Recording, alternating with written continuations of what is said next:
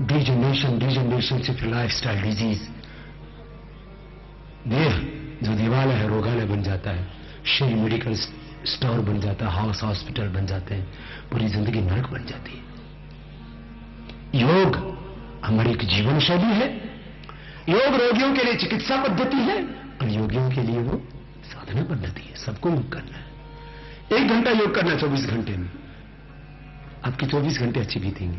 योग करेंगे 5-6 घंटा अच्छे से सो पाएंगे और 16, 18, 20 घंटा काम कर पाएंगे। इतनी आपके अंदर ताकत आ जाएगी। श्रम से समृद्धि को पाएंगे, मेहनत करेंगे, अपने आप ऊंचे उठेंगे और अपने देश को ताकतवर बनाएंगे। मंडूकासन 12 आसन रोज करना, हर दिन उठ करके सुबह 12 आसन करना। सुबह उठ करके गर्म पानी पी लेना, उसमें आंवला एलोवेरा का जूस पी लेना। आंवला एलोवेरा भी हमें डिजनरेशन से बचाता है। डिजनरेशन नहीं होगा तो मैंने कहा लाइफस्टाइल डिजीज नहीं होगी, बुढ़ापा भी नहीं आएगा, सदा जवान रहेंगे आप।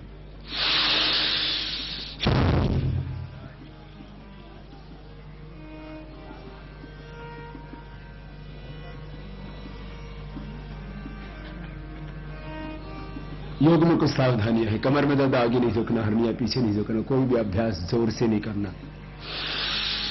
Don't do forcefully any breathing exercise और एनी योगिक पोस्चर।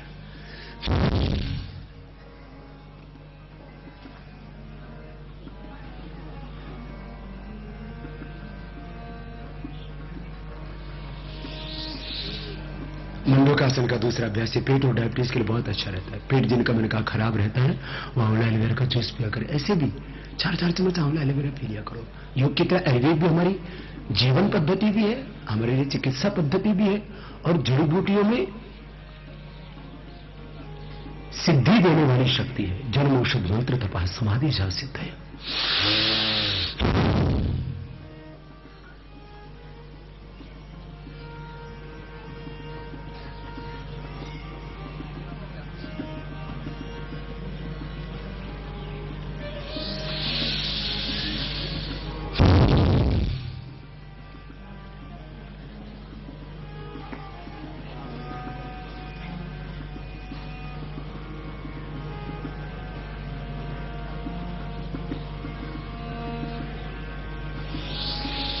बहुत अच्छा अभ्यास है मंडूकासन। पेट के लिए, डायबिटीज के लिए, जिनको पेट ज्यादा खराब रहता हो खाने पर नियंत्रण जरूर करें।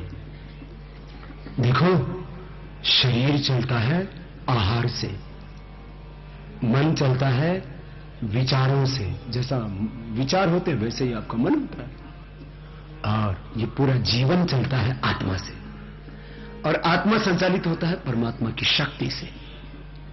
इसलिए शरीर का आधार आहार उसको ठीक रखना और मन का आधार विचार, विचारों को ठीक रखना और आत्मा को जहां जिस परमात्मा से शक्ति मिलती है उसकी भक्ति करना। मंडूकासन के 2 अभ्यास हुए और शशकासन। डायबिटीज जिनको है वो मधुमांसन थोड़ा ले सकते हैं, खीरा करेला टमाटर का जूस पी सकते हैं। दोनों हाथ ऊपर में, सांस बाहर छोड़ के आगे झुक जाओ।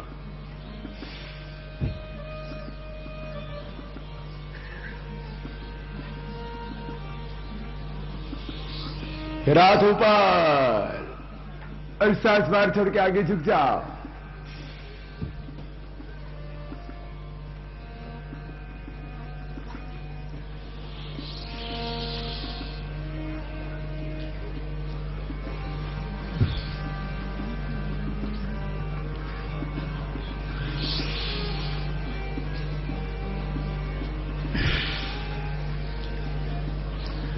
दो अभ्यास हो गया। अब 2 अभ्यास और। बाएं पैर पहले मोड़ लीजिए, दाहिना उसके ऊपर रख लीजिए। रोज करना सब उठ करके नहीं, 12 आसन। घुटने पर घुटना आराम आराम से कर लेना। अब दाया घुटना ऊपर है ना तो दाया हाथ ऊपर लिया ऐसे और ऐसे पीछे से बाएं हाथ। कितना अच्छा अभ्यास है ना।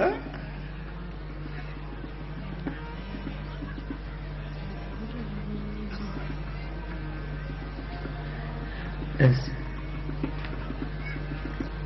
फिर दूसरी ओर से। नहीं भी होता है तो करने की कोशिश तो करो, एक्टिंग तो करो, धीरे धीरे हो जाएगा। हकीकत में ऐसे किसी से धीरे धीरे पकड़ में आएगा, नहीं तो धीरे धीरे कंधा जाम हो जाएगा, सर्वाइकल स्पॉन्डिलाइटिस पे ये सब प्रॉब्लम। तो योगाभ्यास करेगा उसको कोई रोग होगा ही। रोग उसी को होते हैं जिसका शरीर कमजोर होता है, जिसका वात पित्त कफ का सप्त धातुओं का अग्नि का संतुलन नहीं होता, जिसके शरीर की शुद्धि नहीं होती है और जिसका मन प्रसन्न नहीं होता है, जिसकी के भीतर उत्साह नहीं होता है। योग करने वाले व्यक्ति समदोषा समग्नेश समधात मला क्रिया प्रसन्नात्म इंद्रियम सत्य विधीयते। सब कुछ बैलेंस हो जाएगा। दाहिने पर मोड़ लो, बाएं पर सीधा। एनोरिज्म कैटाबॉलिज्म मेटाबॉलिज्म का बैलेंस, केमिकल्स और हार्मोन्स का बैलेंस, शरीर का संतुलन, मन का, विचारों का, भावों का, जीवन का संतुलन। संतुलन ही स्वास्थ्य है, असंतुलन ही रोग है।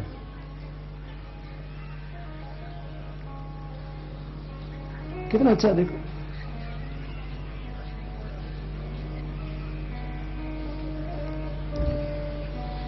चार आसन बैठ के फिर चार आसन लेट के करना।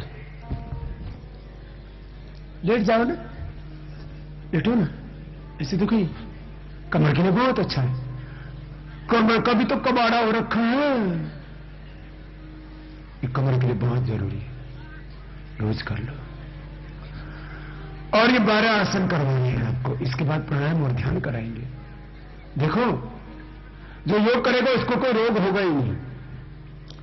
योग का पूरा दर्शन आपको 4-5 मिनट में कह रहा हूं, जरा सुनना। सब कुछ हमारे भीतर है। योग का दर्शन है, जीवन का दर्शन है, जगत का दर्शन है, और यही से जगत का सत्य है। सब कुछ हमारे भीतर है। रोग भी हमारे भीतर है। कोई बीपी बाहर से नहीं आता, बीपी अंदर से ही बढ़ता है, शुगर अंदर से ही बढ़ता है, अर्थराइटिस अस्थमा अंदर से ही बढ़ता है, दर्द अंदर ही बढ़ते हैं। कोई चीज बाहर नहीं पैदा होती, सब चीज कहां पैदा होती है बोलो? अंदर। रोग भी हमारे अंदर है, उनका इलाज भी हमारे भीतर है। रोग कब होते हैं? जब संतुलन भीतर का गड़बड़ हो जाता है, तब फिजिकल, मेंटल, इमोशनल इम्बैलेंस हो जाता है, उसी को रोग कहते हैं, डिजीज बोलते हैं। योग से ये सारा इम्बैलेंस मिट जाएगा। सब रोग हमारे अंदर है और आरोग्य भी हमारे अंदर है। ऐसे दोनों हाथ की कोनियां साइड में सटी हुई, ऊपर उठा। योग करने से भीतर का आरोग्य में धर्म भी अंदर है, अधर्म भी अंदर है, पाप भी अंदर है, पुण्य भी अंदर है। अंधेरा भी भीतर है, प्रकाश भी भीतर है। भीतर ही अज्ञान है, भीतर ही ज्ञान है। भीतर हमारे शैतान है, शैतानी शक्तियां भी तुम्हारे अंदर ही है, और भागवती शक्ति, ईश्वरीय शक्तियां भी तुम्हारे अंदर है। योग करने से ईश्वरीय शक्तियां जाग उठती, तुम्हारे भीतर का धर्म, भीतर का सत्य, भीतर का आरोग्य, भीतर का सुख तुम्हें मिलता, भीतर की शांति, भीतर का आनंद तुम्हें मिलता। ये कोई भी करके देख सकता है। कितना ही शरीर मन शांत योग करना।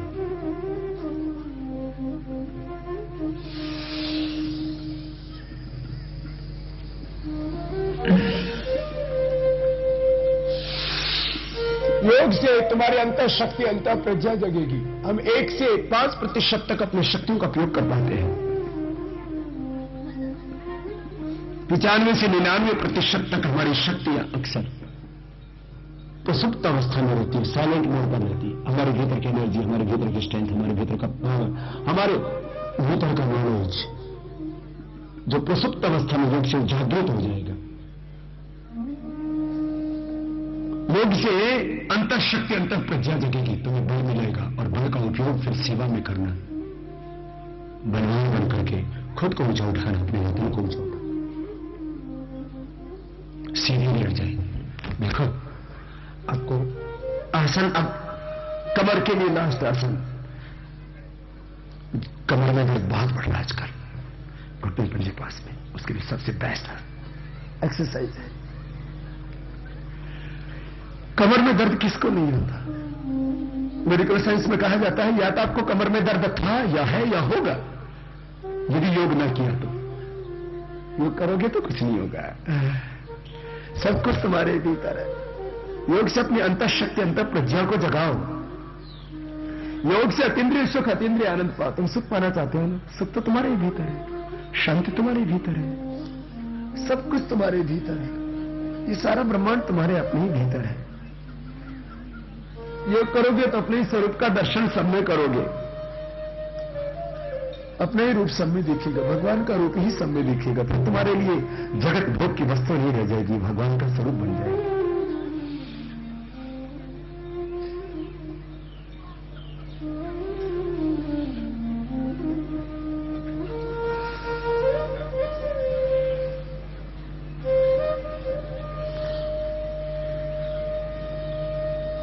मर्कटासन का तीसरा अभ्यास, खुद सीख लो, औरों को सिखाना। योग से अपने आप को स्वस्थ बनाना, दूसरों को स्वस्थ बनाना। योग से रोगियों की सेवा करना, गरीबों की सेवा करना। इस देश में 50 से 70% लोगों की इनकम, पूरे हिंदुस्तान के लोगों की 50 जो आम लोग हैं, देखो जो बड़े लोग हैं जिनके हजारों लाखों करोड़ रुपए के कारोबार, उनकी नहीं बात कर रहा। 99% जो हिंदुस्तानी है मेरे देश के भाई बहन, उनकी आय का, जो आम हिंदुस्तानी है, उसकी आय का 50 से 70% बीमारियों में खर्च हो जाता है। और सीरियस बीमारी हो जाए तो अपने इलाज ही बेचारा नहीं करा पाता, इतना महंगा होगा इलाज। रोगों से जो लूट हो रही है उससे खुद को बचाना है। रोगों से तन बर्बाद हो जाता है, धन, पूरा घर तबाह हो जाता है, घर में कोहराम मच जाता है। यदि एक भी व्यक्ति को बीमार हो जाता है, पूरे घर में मातम छा जाता है। यदि कोई बीमार हो जाता है, बीमार नहीं होना, बीमार होना पाप है, अपराध है। बीमार होना बहुत बड़ा गुनाह है, मैं तो ऐसा मानता हूं। बीमार व्यक्ति खुद को दुख देता है, अपने परिजनों को, अपने माता पिता को, स्वजनों को दुख देता, अपने मित्रों को दुख देता है। बीमार कभी नहीं होना, कमजोर कभी नहीं रहना। बीमार होने से अपने तन की, अपने धन की, अपने घर की हानि होती है, राष्ट्र की हानि होती है। नशा करने से भी अपने तन घर की, धन की, अपने घर की, अपने कुलवंश की हानि होती है नशा से, और अपने देश की हानि होती है। रोग नहीं करना, रोगी नहीं होना, नशा नहीं करना। ये लास्ट के 3 अभ्यास अब फिजिकल फिटनेस के लिए, वेट को कम करने के लिए। रोगी नहीं होना, नशा नहीं करना, हिंसा नहीं करना। आज अपने देश में गृह युद्ध जैसी स्थिति बनी हुई। पुलिस वाले, आर्मी वाले, पैरामिलिट्री फोर्सेस वाले, नक्सलवादी, माओवादी, सब अपने ही वतन के लोग हैं, आपस में लड़ झगड़ रहे हैं गलत सिस्टम के कारण से। कोई पुलिस वाला, कोई भी सीआरपीएफ का हमारा जवान, वो अपने वतन के लोगों को नहीं मारना चाहता। जो नक्सलवादी, माओवादी बने हैं, आखिर उनको राह पर लाने की जरूरत है। और जिन लोगों का हमने शोषण किया है, चाहे वनवासी हैं, आदिवासी हैं, गरीब लोग हैं, उनको भी अधिकार देने की आवश्यकता है। मैं चाहता हूं समान रूप से शिक्षा का अधिकार सबको मिले, और जो काम करना चाहता है उसको काम का अधिकार। ऐसा नहीं है जो आज जो मनरेगा के नाम पर जो देश में लूट खसोट चल रही है, उससे देश नहीं बचेगा। हमें देश को एक सही दिशा में, जहां पर देश का उत्पादन बढ़ता हो, उत्पादक श्रम होना चाहिए, निरर्थक श्रम नहीं होना चाहिए। बड़ा शब्द बनाइए। अरे बात भी करो तो सार्थक होनी चाहिए। कुछ भी हम जिंदगी में करें सार्थक होना चाहिए। तो श्रम, हमारी मेहनत, वो यदि सार्थक नहीं होगी, खाली पेपर पर सिग्नेचर किए और हमने पैसे पा लिए, तो उससे तो और खराब हालत होगी देश की, और हम भी भिखारी के भिखारी बने रहेंगे, गरीब के गरीब ही बने रहेंगे। इस देश को चाहिए एग्रीकल्चर रिवोल्यूशन, इस देश को चाहिए पूंजी का विकेंद्रीकरण, गृह उद्योग, लघु उद्योग। 6,38,365 गांवों को उठाना है तो हमको स्वदेशी को अपनाना पड़ेगा। तो मैं बात कर रहा था, हमें जल प्रबंधन करना पड़ेगा, हमें कृषि प्रबंधन करना पड़ेगा, हमें उद्योगों का विकेंद्रीकरण करना पड़ेगा। ये पूंजीवाद, ये साम्राज्यवाद, ये ग्लोबलाइजेशन, पूंजीवाद, साम्राज्यवाद, परिवारवाद, वंशवाद ने इस देश की जड़ों को खोखला कर दिया है। अब राष्ट्रवाद, अध्यात्मवाद और सच्चे विकासवाद की ओर, जब सबका विकास है, ऐसा भारत अपने को बनाना पड़ेगा। मैं कह रहा था, ये 12 अभ्यास रोज करना।